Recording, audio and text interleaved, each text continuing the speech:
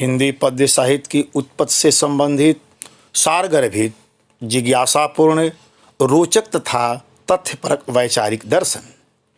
हिंदी पद्य की उत्पत्ति संबंधी इस जटिल गुत्थी को सुलझाते हुए हिंदी साहित्य का इतिहास नामक अपनी मेरुदंड पुस्तक में आचार्य पर रामचंद्र शुक्ल ने प्राकृताभास हिंदी शब्द का प्रयोग किया है, जिसका सरल स्पष्टीकरण है प्राकृत प्लस अपभ्रंश से संयुक्त हिंदी, जिसका समय संवत 700 बताया गया है।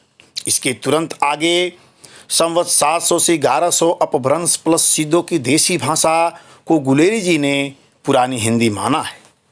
इसे सूत्र शैली में इस प्रकार अंकित किया जा सकता है: प्राकृत प्लस अपभ्रंश बराबर प्राकृताभास हिंदी संवत 600 से 700।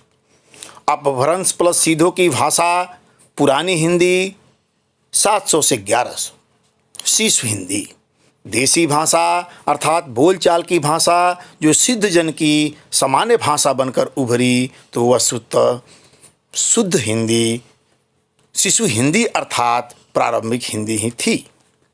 उपर्युक्त चर्चा अर्थात हिंदी की उत्पत्ति में चंद्रधर शर्मा गुलेरी, आचार्य रामचंद्र शुक्ल, राहुल सांकृत्यायन, राम कुमार वर्मा और श्याम सुंदर दास प्रभृति विद्वान आते हैं।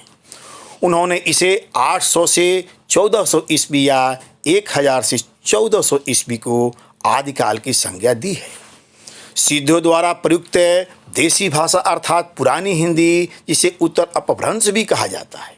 उत्तर अपभ्रंश या पुरानी हिंदी को समझने के लिए इसे दो भागों में बांट सकते हैं: अपभ्रंश प्लस तत्सम युक्त हिंदी, हजारी प्रसाद द्विवेदी सिद्धों की सहरपा आदि भाषा पूर्ववर्ती अपभ्रंश है। अपभ्रंश प्लस अवहट देशी भाषा विद्यापति आदि की परवर्ती अपभ्रंश 1000 ईस्वी। हजारी प्रसाद द्विवेदी के अनुसार तत्समयुक्त अपभ्रंश पूर्ववर्ती अपभ्रंश अर्थात पुरानी हिंदी है। इसका बढ़ाव 1100 से 1400 ईस्वी तक है। रामस्वरूप चतुर्वेदी ने परसर्ग विभक्ति युक्त अपभ्रंश को प्रारंभिक हिंदी माना है। हजारी प्रसाद द्विवेदी अपभ्रंश को हिंदी से अलग रखना चाहते हुए भी अपभ्रंश के उत्तरकालीन साहित्य को आदिकाल की सामग्री मानकर विवेचन किया है। अंततः काव्य उत्पत्ति संबंधी वैचारिक दर्शन के सुखद समापन पर सार रूप में यही कहा जा सकता है कि हिंदी भाषा की उत्पत्ति भाषा के निरंतर प्रवाह का अविच्छिन्न रूप है, जो सदा गतिमान रहता है।